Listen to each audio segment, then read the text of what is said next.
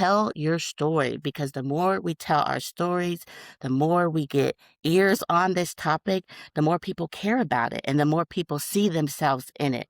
The more that we put ourselves within these topics and we understand that we are part of this, I think the more people will care, the more awareness and the more understanding people will have, which also then in turn will destigmatize. And the more that we can then begin to talk about what funding looks like, what program development looks like, what services look like until we get to a cure. Because once we get to the cure, that's great. But what about the in between? What about the caregivers Right. doing it now? We need sustainability right now, and advocating helps us to identify what that looks like.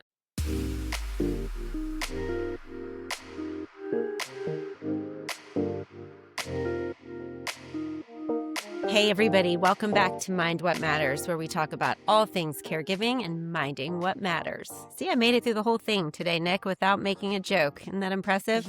It's very impressive. Well, hi, everybody. Nikki and I are excited to be back with you today. We are just still making it through the madness that feels like the January that never stopped. I don't know if any of you are feeling like February is a continuation of January, but I definitely am. Nikki, how you But doing? I have to say, so this is going to air a little bit later, but we are recording this on the Chinese New Year. And this year is the year of the fire horse. And this is the moment I have been preparing for my entire life. The year of the snake wove itself through my life and gutted me, and I shed layer upon layer upon layer upon layer and let go of everything that I was attached to, holding on to, false identities, false beliefs, all the things. And I am ready. And I just want people to know it is on. It is on. Women, ladies, find your inner strength, your courage, your voice, everything. This is the moment we have been waiting for. Feminine energy, year of the horse. Let's go. So Let's I'm freaking actually go. pumped, even though my kids keep getting me sick. I am pumped up today. And all I keep seeing is like millions of women on horseback. This is the imagery in my head. Millions of women on horseback, freaking just going as hard as they can. Well, it's a lot better than men on horseback, because that should You just know be what? reserved You for know, romance novels that stick We've had in enough. We've had the section enough. of the bookstore no one ever needs to read. Okay, all right, stop We've talking. had enough. We've got a guest today, Nikki. We've We got have a guest. a great guest. A guest that And we have been she wanting is- to get for such a long time. We are so happy. All right, let me read her bio, because Okay, she's I'll a shut up. badass. She Yes, is. do. Please shut up. God, nobody wants to hear from us. It's fire horse okay. energy. I'm excited. Just put a cough drop in your mouth and just pipe down, okay? Correct. All right. This morning, we are talking with Ashley Stevens. You may know her as the Dementia Guru, and that she is, my friends. I have been following Ashley for a while now, and I have to say, you know, when I first got into this biz, there was about 5 people on Instagram that were actual caregivers that were saying anything about caregiving, and the few that were awesome. And since that time, we have had like a solid, I don't know, probably like 20 people come on board that are just incredible in the way that they normalize Alzheimer's and dementia, in the way that they normalize caregiving, in the way that they talk about the real struggles and burdens of caregivers. I personally was so protective of my mom when we were going through her disease and her journey. And I was so worried about like what family members would think if I showed too much. And I certainly had a family member, as you know, that Nikki, that got really angry when I posted anything about it. And so I kind of stayed very private until almost the very end, when I was finally like, this is bullshit. You know, I run a nonprofit that is for this. And if I can't be honest about the ways in which I'm struggling, then this is just not, it's not authentic, right? And also, I will say, nobody gets to determine Nobody gets to silence us. Nobody gets to tell us what we can and cannot say. This is our lives.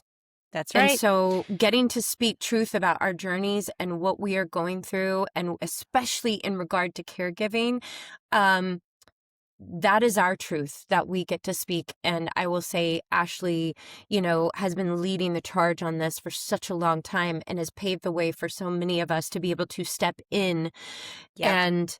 and just build out what she already began. That's right. And she's been doing it a long time. All right, let me read you guys a little bit about Ashley.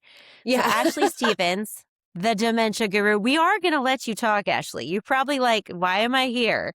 Ashley Stevens is a gerontologist, a licensed clinical social worker, and dementia educator who has spent the past 16 years supporting caregivers and families as they navigate aging, dementia, and the realities of care. Her journey into this work started young when Alzheimer's touched her own family and shaped the path she walks today. What began as a personal experience grew into a career where she now works with families across the country, helping them manage caregiving stress, family dynamics, and hard but necessary conversations. Ashley earned her bachelor's degree in gerontology from Bowling Green State University and her master's of social work from the University of North Carolina at Charlotte, where she also obtained her clinical license. Her graduate work focuses on dementia care, aging, and global research. She is a certified dementia practitioner and also holds a diversity, equity, and inclusion certificate from the University of South Florida. Ashley is passionate about helping caregivers feel seen, supported, and equipped, especially within diverse caregiving communities. Welcome, Ashley. Thank you so much for being here. Thank you for having me. I'm so excited to be here with you ladies today. I told you were going to get to talk, and now you're not going to get to shut up. We're just going to pepper you with questions for the next 45 minutes. You ready? Yes. Okay, Well, she's Ashley, we ready. She's usually ready. we usually start off by asking, what is mattering most to you right now? What Mm. are some of the things that matter most to you right now? Personally, I'll have to share personally the things that touch my heart the most and matter the most are my family and my little baby boy who is 20 months old now, and so that keeps me extremely busy, but, I always say this care work, it begins at home, and so, as a gerontologist, it's so exciting to watch him grow because I'm looking at him through the lens of aging. And so he's experiencing aging for the first time, and I'm seeing that through his eyes, through his lens. And what a gift to be able to view aging in that way at a younger pace. So that's what's mattering to me the most, and spending the time with my people and learning about mothering and caregiving from the early stages at the opposite spectrum of aging Mhm. and still showing up for caregivers as well as I am also learning my own journey of caregiving and mothering.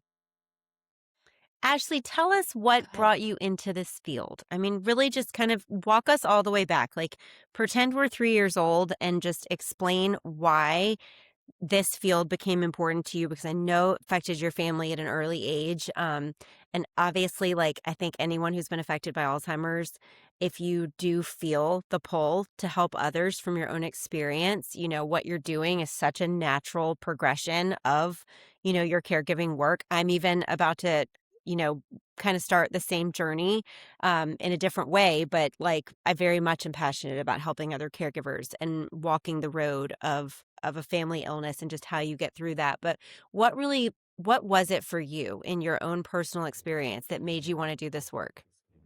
Yes, I love that question.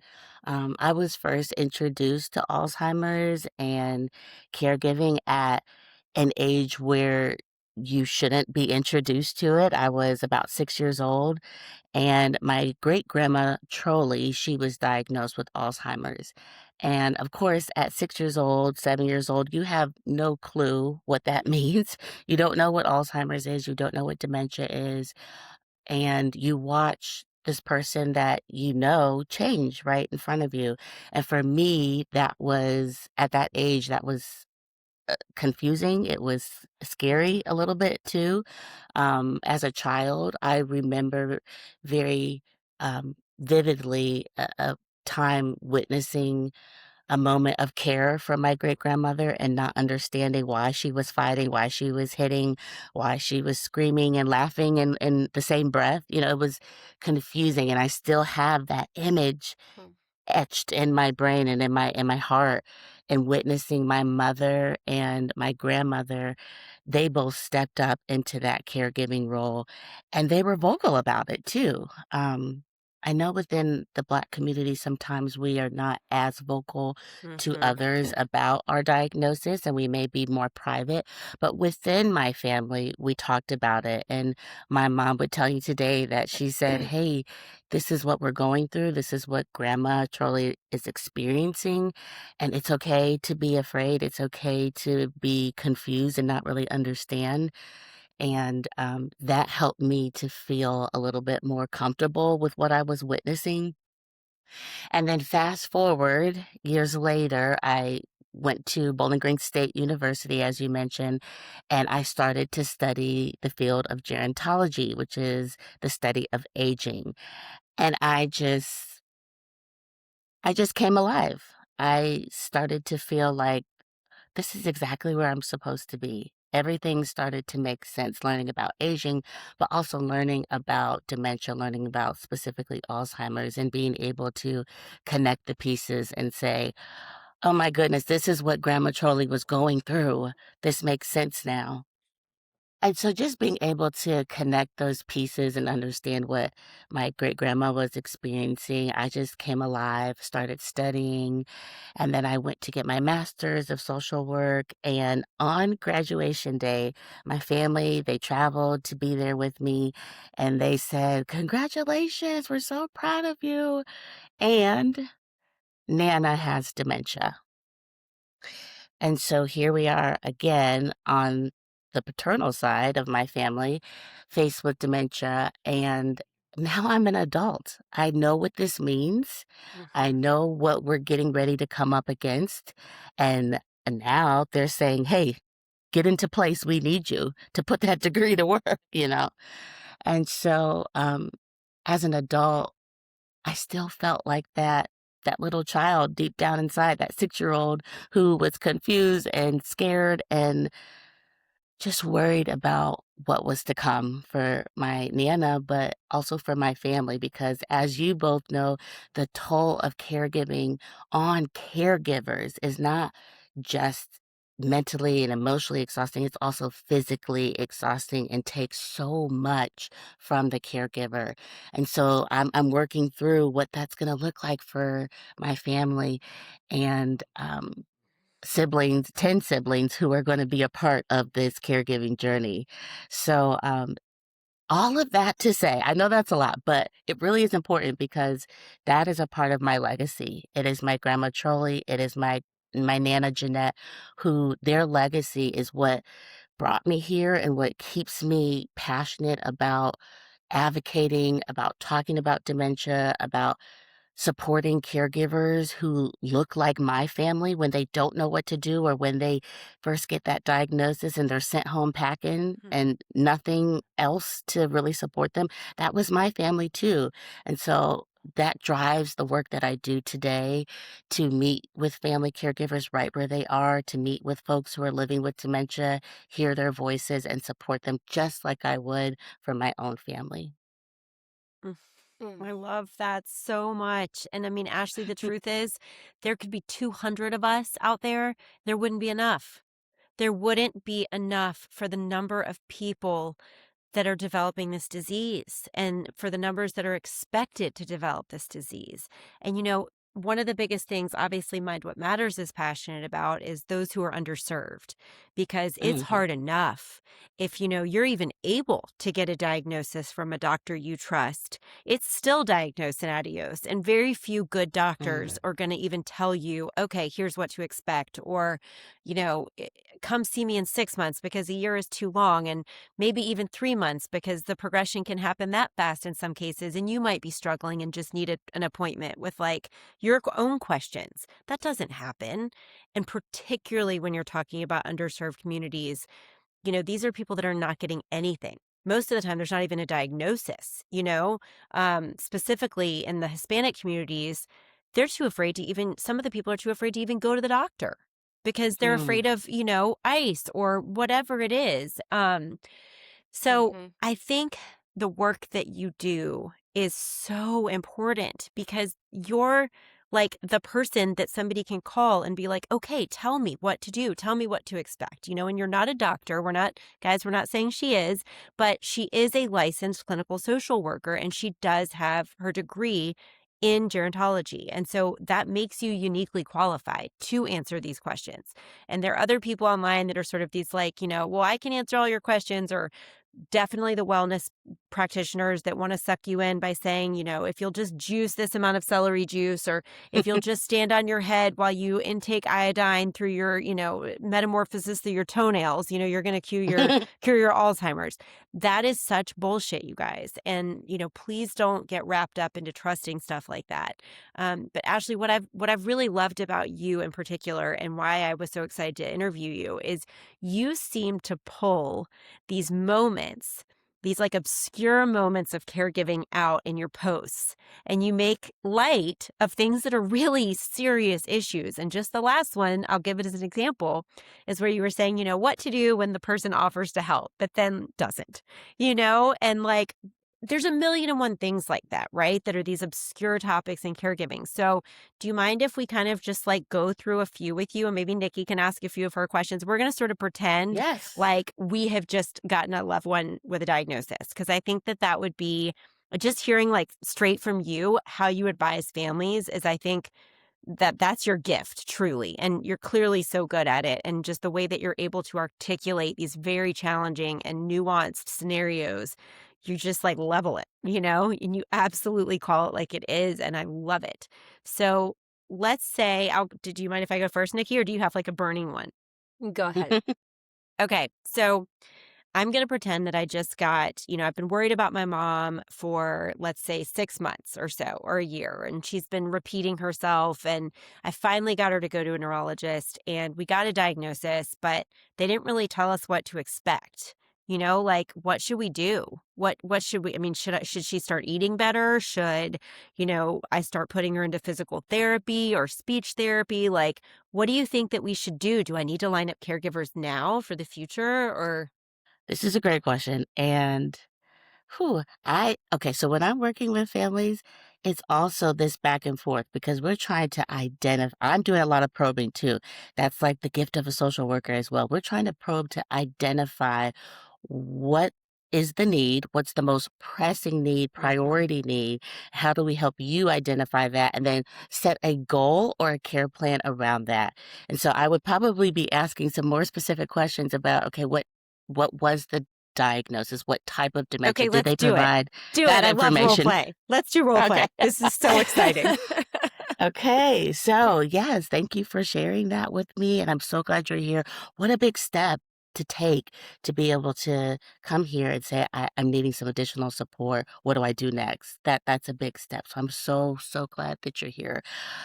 First of all, I want to ask you as well, what was the type of dementia that the neurologist or provider, what was that specific dementia diagnosis? You know what? Why don't we just use my actual specific diagnosis from my mom when we were walking through this? I'll say what I wish I had said to somebody after this. How about that?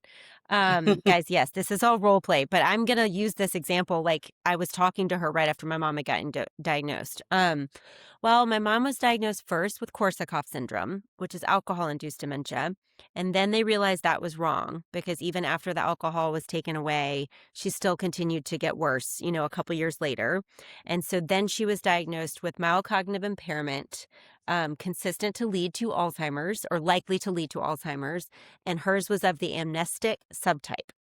And they basically told us that there's nothing that they can say that really will give us any prediction for how the disease will progress.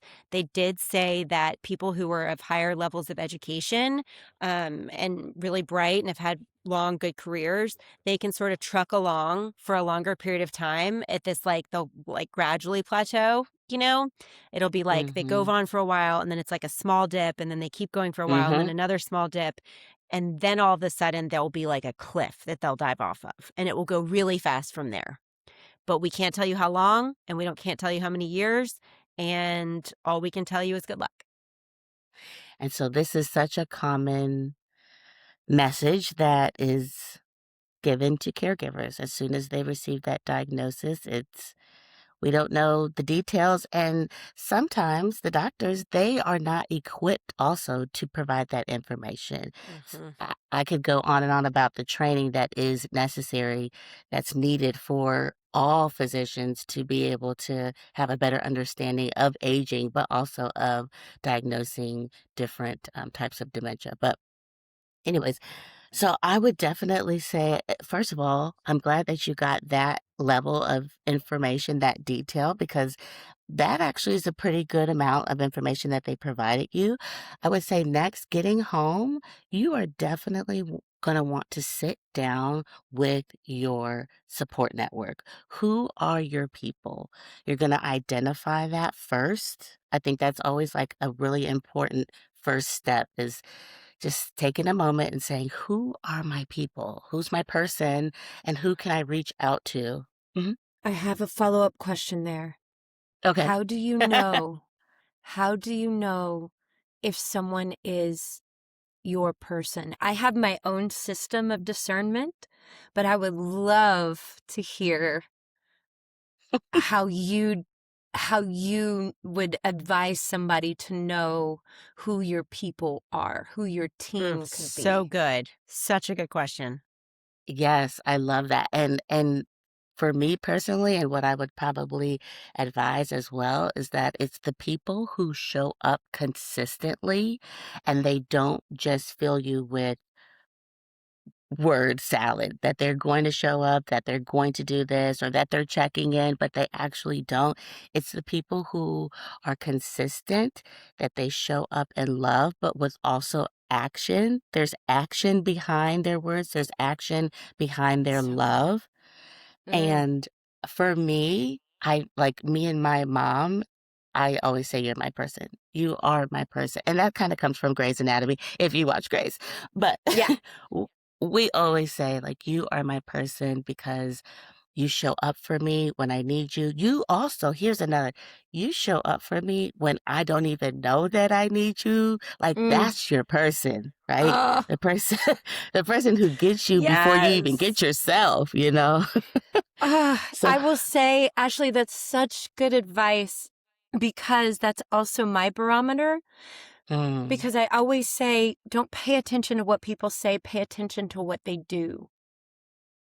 Because that love. means that they're living in integrity and their insides are matching their outsides.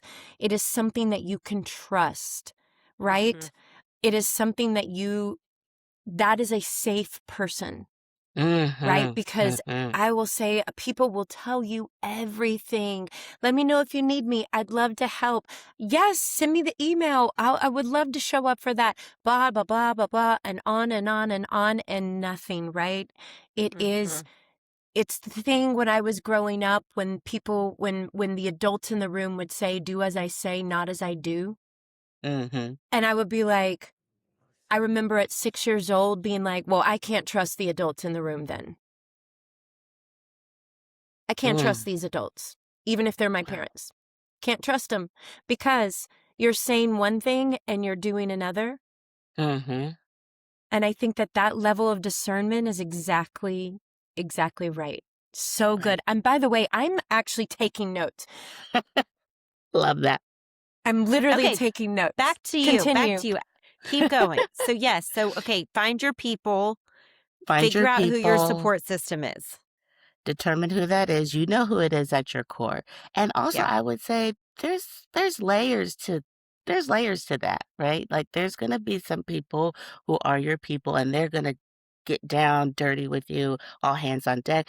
And there's some people who are at the surface a little bit, but they can contribute too. We can find the task for them too. Don't worry.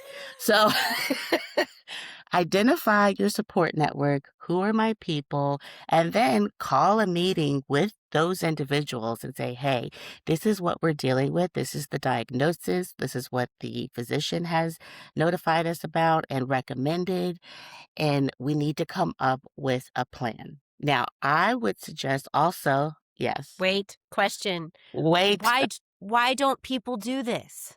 Like, why didn't I tell anybody? Why did I try and barrel through so much of it on my own for so many years? Like, what is that? Is that shame? Is it embarrassment? Is it pride of just like not wanting to share, that like this massive thing has happened to your family? Like, I was not really a private person to begin with. I've always been Okay. like here I am, my heart's on my sleeve, very gregarious, very outgoing. Like, that's always been my personality. So why then was I Mm. so private about this? And why didn't I ask for help? Yeah, I would say it boils down to stigma. I mean, especially Bingo. with what you said, where you wore your heart on your sleeve and you weren't afraid to speak it out loud or to name a thing, to name it out loud. It's because there's stigma. There is stigma associated with aging, number one, but then Ugh. also with brain change. And so as the brain Mhm. is changing and losing some of that functioning and capacity, there's a societal perception about what that looks like and how negative that is. And it is painted as nothing but doom and gloom. That's There's right. even the stories, the movies, the shows, you've seen it where it's very negative, it's very sad, and we know that a dementia diagnosis is more than that. A person living with dementia can have quality of life. A person living with dementia still has purpose. And so I think a lot of folks go kind of in isolation and hiding because of the stigma and because of the lack of understanding and knowledge about what it really is. And so that creates fear in wanting to tell the truth and wanting to share your story. So Mhm. I love social media because social media is doing a huge job of just knocking that right down. Influencers, educators, caregivers, getting on social media, using it as a tool to advocate and to raise awareness and to destigmatize what it looks like to age and to live with dementia. I could not agree more. I can remember right after my mom's diagnosis, bringing her to a football game for one of my kids. He was in kindergarten, and his school went all the way through 12th grade, and there was like a big football game at the high school. And I brought my mom with me, which in hindsight, nobody had told me, hey, by the way, taking your parent with Alzheimer's to a loud, confusing event with all these Mm, people is probably a bad idea. I didn't even know. I had no idea.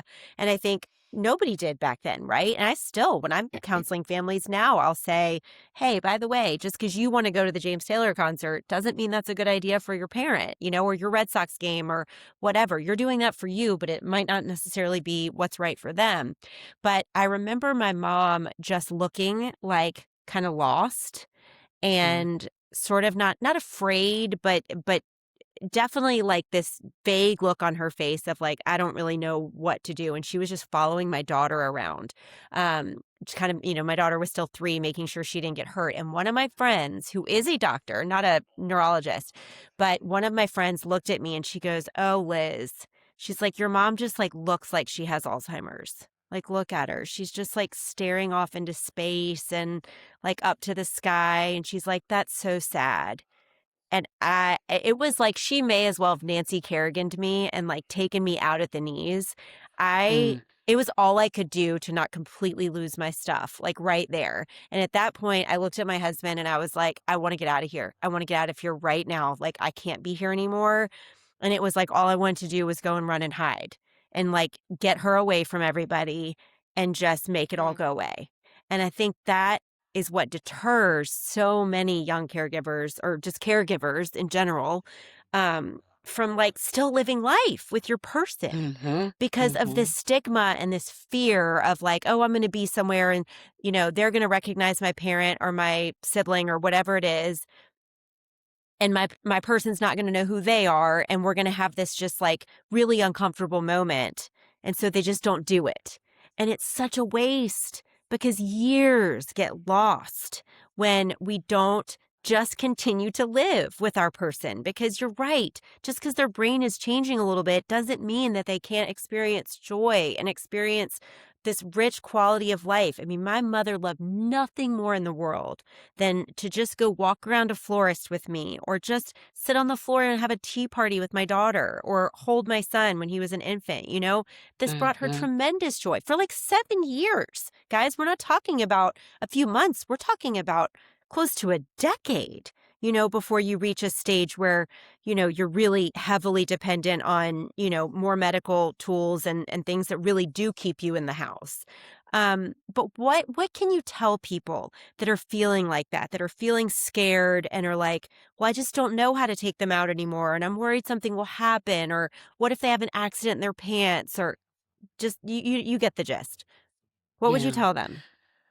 I would first tell them that you're not alone in that feeling. I think you just said it so beautifully, and thank you for sharing that with us.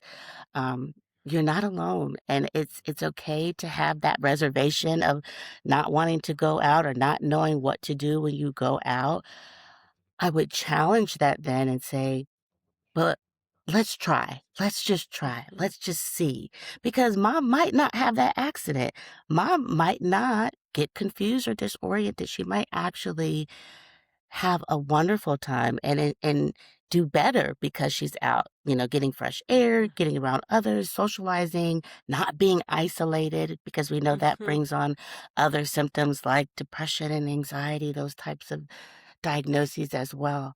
So I would say let's challenge that thinking. Let's really see if we can try. Let's just try to get her out, and then we would prepare what that looks like. So if you're going to be going to the store, maybe we're not going to go to Walmart because it's the most overstimulating experience. All Even of for the us. things. Yes. Oh yeah. It's so many things in the store, so let's maybe do a smaller store where it's less stimuli, it's not as overstimulating for her, and you can get in and get out. It will not be such a long trip as well. So we're gonna maybe change the activity, but also look at the time frame that we're going out. Maybe it's not as long so that mom doesn't crash out after 2 Mhm. hours because that might be a bit too long, right? Right. If we're going to a restaurant, how about we don't put the entire menu in front of her if we know that that's going to be a little bit overwhelming to make 500 different choices. It's overwhelming for me, so I can't imagine how overwhelming it might be if my brain were changing. So we're going to try Mhm. to limit or reduce some of those things that cause some of the outbursts or the confusion. We're gonna try Agitation. to agitation. We're gonna try to reduce some of those triggers. That's what I was looking for. We're gonna try to reduce some of those triggers that might increase that agitation or confusion. And I also give my family caregivers that I work with those little cards that say, I'm living with brain change, I'm living with dementia. Can you please be patient? Thank you for your understanding. And that's just one. A way to preserve dignity. I'm all about dignity. How can we center dignity and care? And it's even in those small little moments when we're out in public where we can say, hey, this is what's happening here. Please don't judge. Please don't make comments like your friend did. Don't do that, okay? This is what's happening and this is my mom. This is a person who deserves respect. So act like it. And then also the cards educate. It's like twofold, right? So now you're Mhm. educating the waitress or the waiter about what dementia is and how they can be a little bit more mindful, or a little bit more patient, or a little bit more respectful when they are serving someone who is living with dementia. And I'm going to add this on. This is very extra, but that is another part of my work is working with dementia friendly initiatives and communities and how we can also educate businesses on how they can be dementia friendly and inclusive. It's in the simplest practices of your waitress understanding what dementia is and the most effective communication strategies. And so there's ways that we all can play our part in destigmatizing dementia and being mindful, slowing down, centering dignity. It's so funny because it's like this is exactly the tools. This is everything I needed that I didn't have. Everything. Mhm. You work within family dynamics, right? And how do you navigate family dynamics when there is a natural born caregiver in that family who, I look at this through the lens of being a caregiver in terms of my dad, but also with my son who was born and had multiple heart surgeries, and we were in and out of the hospital. I practically lived at a hospital for years, and it was a lot and it was hard, and they were both happening at the same time. And I realized that I was a natural caregiver. It was innate. I just knew how to do it, what to do it, how to give them dignity, how to connect, all the things that you're saying. I just innately knew how to do that, right? But when Mhm. you're navigating dynamics, when maybe one person can innately know how to do that and step into that role, but then you're supposed to share the load with other people within the family. However, they either are scared of it or they're resistant to it, or maybe they innately don't know how to step into that role. How do you advise that family, right, to maybe get everybody on board in a way that they can support? I guess I'm speaking to even deeper than that. Is the heart of a caregiver, or is that something you're born with, or is that something you can learn? And if you can learn it, um, how do we teach people and how do we bring people to it? Because the way that you talk about it, it is something that you have to understand that is a sacred act. And you were Mhm. learning just as much as you were giving, you are also learning these valuable lessons that will make your heart even bigger and teach you how to move through the world with more humanity. It is such a beautiful, sacred act that you're exchanging with the person that you love, that you're giving care for. So are we born with it? Can we teach it? And if we can teach it, how do we bring other people to it that may be in resistance to that? Mhm. I love that, and I think I believe we are born with it. I do believe that deep down, you're a caregiver, right? You know that you're the chosen one, right? Like, I know that for myself, even Yeah. though my parents don't need care right now, they are doing their thing. But when the day comes, I know that that's my calling. I know that I'm the chosen one. And so many caregivers that I work with, they speak to it so beautifully. It's an honor. It is an It honor is. to be chosen. It is a blessing. And it It is. comes with its challenges and opportunities, but it is a blessing to Mm. be that chosen one and to be the one who just knows and to be the one who is that person's person. You're my person, I'm your person, right? And so that's beautiful. Now, is it easy? No. Is it does that mean you should do it alone because 'cause you're their person? No. It just means, like you said, you might be the one who is the lead. You might step up and actually leading some of those conversations. But that's not a role that you carry by yourself. And yesterday I posted how do you have these conversations? So this is very timely because I like to think of it as a pie, right? As the caregiving pie, Mm. we need to start breaking it up into slices, into pieces. This is going to be my piece. This is going to be yours. And you're able to do that when you sit down with that support network and you identify first what are the needs? What does this disease require of us? Kind of write that down and map that out on that pie, and then you start talking to each other about your skill sets. That's the missed piece. Because if you know that I'm the chosen one and my skill set is direct care, then that's my piece of the pie.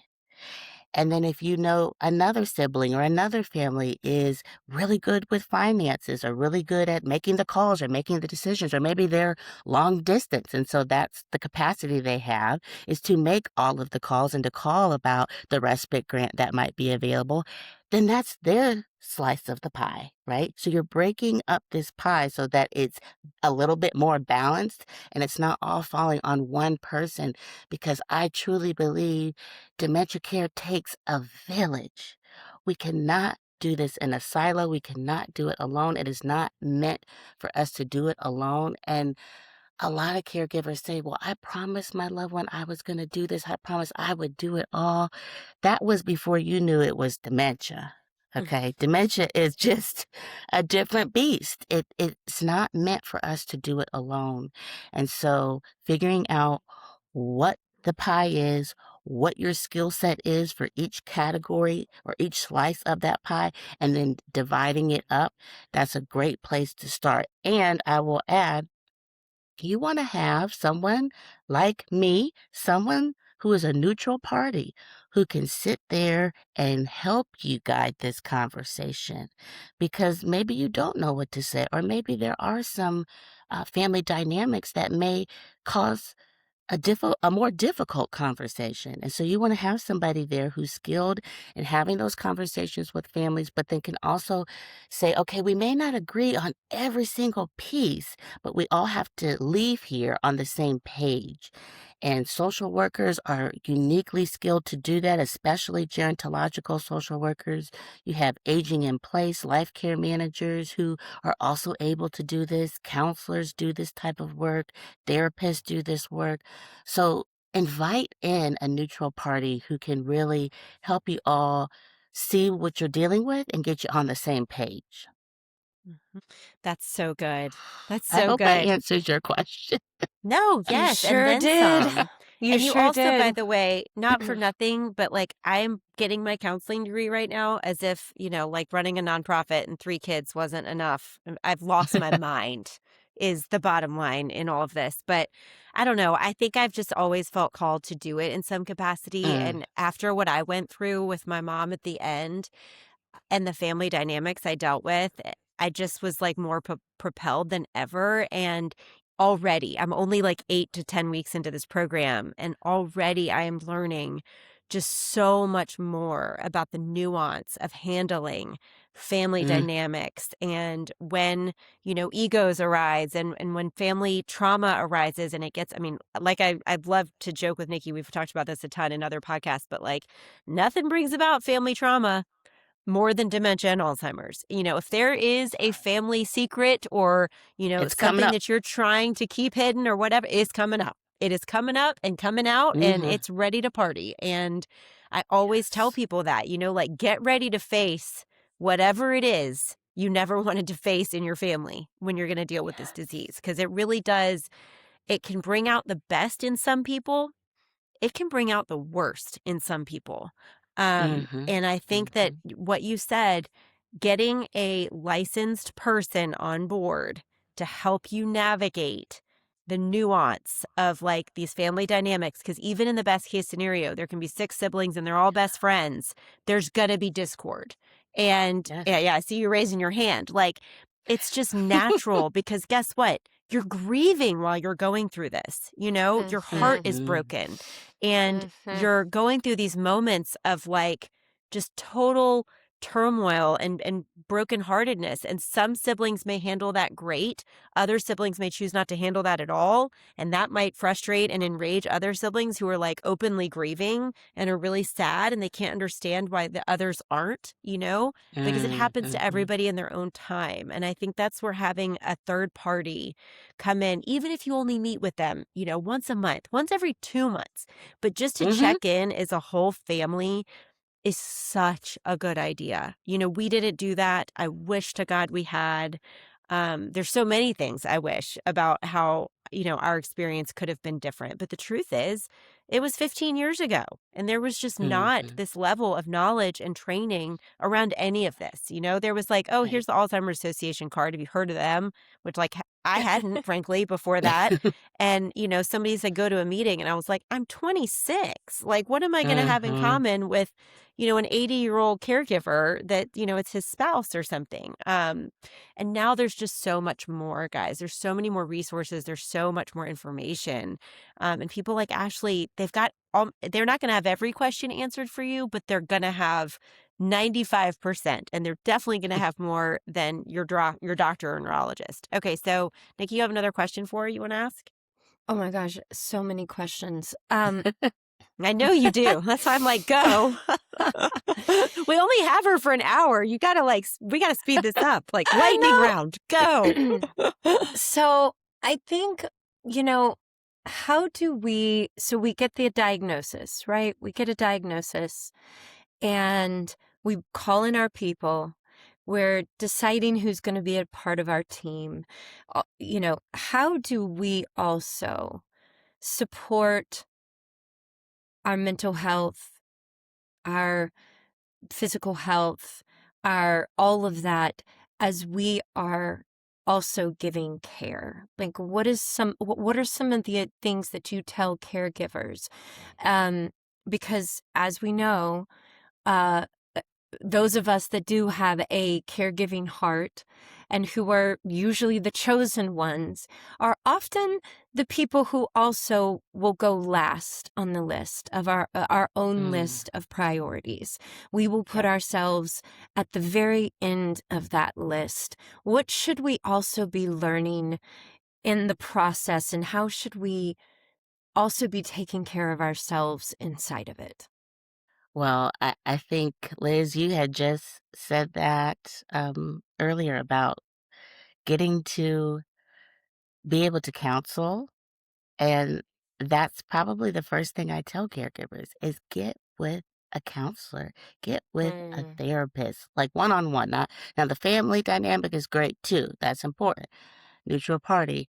But for you, for your mental health, you're going to want to sit down and talk with a licensed clinician, a therapist, a counselor, someone who understands or has expertise in aging conversations and topics as well, because that's another skill set also. But you're going to want to sit down with that therapist. And like you said earlier, some of those traumas, they're going to start coming up. They're going to start surfacing as you're caregiving. So you want to be able to have that tool and that resource to be able to go dump on your therapist. But also, your therapist should be helping you come up with tools and resources and activities that you can do with yourself to be able to get back to caregiving and feel confident and solid in doing that. So therapy is absolutely like my number one recommendation, and kind of a part of that is also support groups. I facilitate several support groups, have done that for years. Some people aren't ready for therapy quite yet, so they start with the support group, and man, they just come away feeling like they get it. I'm not alone. Somebody Mhm. actually gets what I'm going through. That exact thing just happened to me last week, and It's I'm all you not need. alone in this. Yes, yes. It's all you So a need. support group that really helps you to normalize the disease process and the caregiving and have a safe place to scream, shout, cuss if you need to, and then, like I said, get back to caregiving. And then the third thing I would definitely say is respite. That mm, is so important. That's the best way for caregivers to have a little bit of relief, have a little bit of mental break so that they don't lose their sanity. That respite, which is basically taking a break from care, that allows the caregiver to do something outside of the care, because you both know caregiving is all consuming. It takes up all of your day, all of your time, all of your mental and emotional energy, your physical. It takes up everything. And so if you can plan to have respite, plan to have time outside of the caregiving. And it doesn't have to be something like extravagant. It could just be I'm gonna take a nap because I didn't get any sleep because my loved one is up 24/7. It could be scheduling respite to take a nap and maybe having someone, a family member, a friend, a close friend, a neighbor. It could be a formal support, maybe an agency. If you've got a respite grant or program, maybe utilizing that to get some help in the home where they come in, they're with your loved one for a short period of time. You're then able to separate yourself from the care. Take a nap. Go get your hair done. Go watch a movie. I had one caregiver who was like, I'm going to take myself to see a movie. I haven't done that in years, decades. Mm, I said, absolutely. You deserve that. And you don't have to mhm, explain it to me or to your siblings or anyone. You take the time that you need, do something that's meaningful to you. That's what respite is. It's something meaningful to you so that whenever you come back, you feel restored. You feel better to continue caregiving. If you're taking respite, but you're still providing care from the other room and still looking and checking and advising whoever's there, that's not really respite. That's not really a break mm-mm. for you. So be intentional about, okay, I need to take a break. Who can I bring in to help me take that break? And what can I do for myself that is very meaningful, that helps me feel restored to get back into this caregiving role? I will say there are so many caregivers that cannot afford it. They Mm-hmm. cannot afford respite. And if you are listening, and if you somehow, some way found your way to this podcast, first of all, thank you for spending what little time you have listening to us, because I know how precious your time is. But also, if you are one of those people who cannot afford to take a break at all, even if that's to go get a mammogram once a year or to schedule your physical or to get your teeth cleaned, because we have a lot of people who say that's what they've used our grants for, is just to go Mhm, take care of themselves medically, you mhm, know? Mm-hmm. Our grants are not, they're not going to change your life. They're $1,000, but please apply. Apply for a grant from Mind What Matters. And also, I am just learning about this now, but there are governmental and state programs that will pay caregivers respite if you qualify. Some of it's under Medicaid, some of it's not. Like there's a program in Tennessee under TennCare. It's not going to give you, $15,000 a month. It's certainly not going to provide for 24/7 care, but it'll give you enough to get out of the house. Mm-hmm. I think a lot of people fall into this like odd box of like they make just enough, to where they don't qualify for some of these Medicaid programs, but they don't make nearly enough to hire care and to really, afford options. And to those people, I would say, if you're definitely if you meet the criteria for these governmental programs, please seek them out, please find them, please apply. They're usually not very painstaking processes whatsoever. You can fill them out in like 15, 20 minutes at the most. But for the people who don't apply, a lot of places now have like programs through your churches, through synagogues, where they offer to take your loved one for an hour here or there, and they have trained, professionals, volunteers that are trained in dementia care that can watch your loved one. And also, as Nikki, as you said last week, these are great opportunities to lean on your network and to say, hi, old friend, I haven't talked to you in a month. My life's been crazy, but I really need to get out of the house. I'm kind of going crazy. Could you just come over and watch my parent or my loved one for an hour so that I can just Mm-hmm. go walk around the block by myself?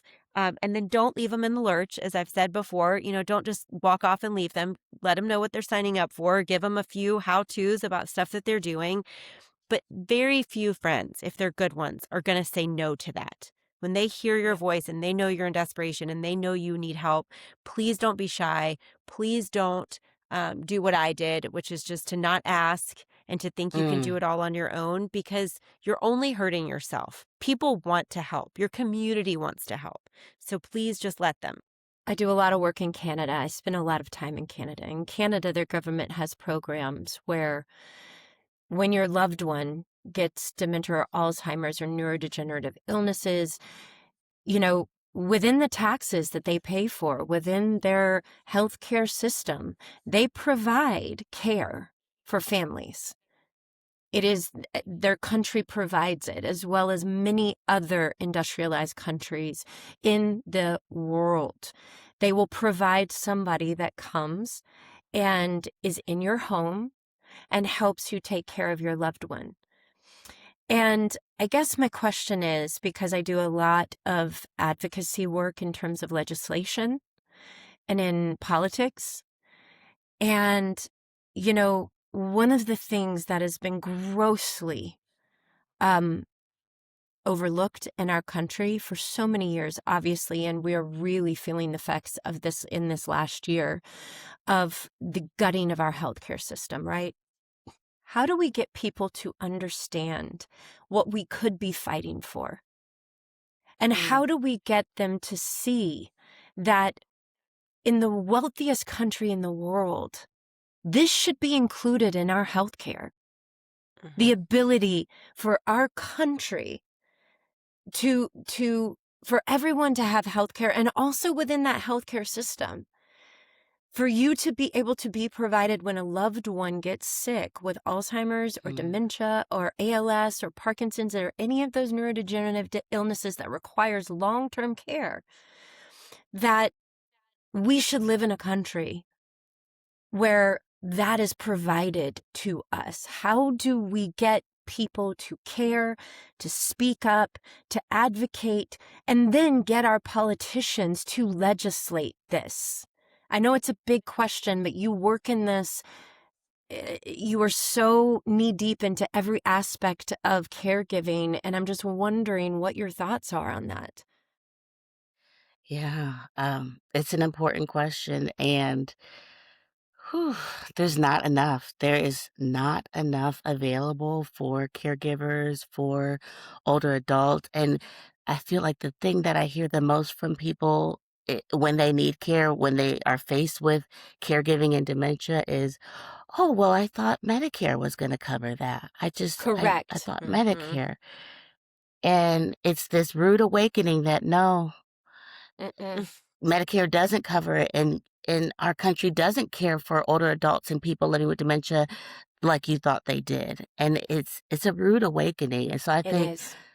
first of all, the education and awareness, raising awareness, and we're doing that right here by even just talking about it and calling it out, right? And I think too, a lot of times folks don't really care about this. They don't care about dementia until they are in it. That is a problem. That It is a is. problem. And I always say, if you have a brain, you should care about dementia. That's all of us, right? So it's not just caregivers, it's not just older adults, it's not just people who are actively living with dementia, it's all of us. And so the quicker we can all reframe that as us and not othering them over there, it's all of us who need to care about this particular issue. That will help us to get on the same page, to raise that awareness and to advocate and to talk with legislation. And then those caregivers and people living with dementia who are knee deep into it, they are thick into it, they are in the trenches. Those stories matter. Talk to your legislators, write them, call them, one of your family members in that pie that we talked about. Maybe that's their job, to advocate, to make the calls, Love. to get the grants, to find out what's available, and to talk to legislators and to tell your story. Because the more we tell our stories, the more we get ears on this topic, the more people care about it and the more people see themselves in it. That's what a lot of work that I do with aging also is centered around that. Not just seeing aging as a thing that you reach at 65. It's us right now, living, breathing, in conversation right now. I am aging. I should care about my aging in the future as much as I do right now. I should care about my brain right now and in the future. So again, the more that we put ourselves within these topics and we understand that we are part of this, I think the more people will care, the more awareness and the more understanding people will have, which also then in turn will destigmatize. And the more that we can then begin to talk about what funding looks like, what program development looks like, what services look like until we get to a cure. Because once we get to the cure, that's great. But what about the in between? What about the caregivers Right. doing it now? We need sustainability right now, and advocating helps us to identify what that looks like. I couldn't agree more. Ashley, you are the best. I know we've gone over our hour, and I'm just like, I could talk to you all day long. I mean, we clearly all three share the same passion so much. And I Yes. just, I just want to thank you so much for the work that you're doing.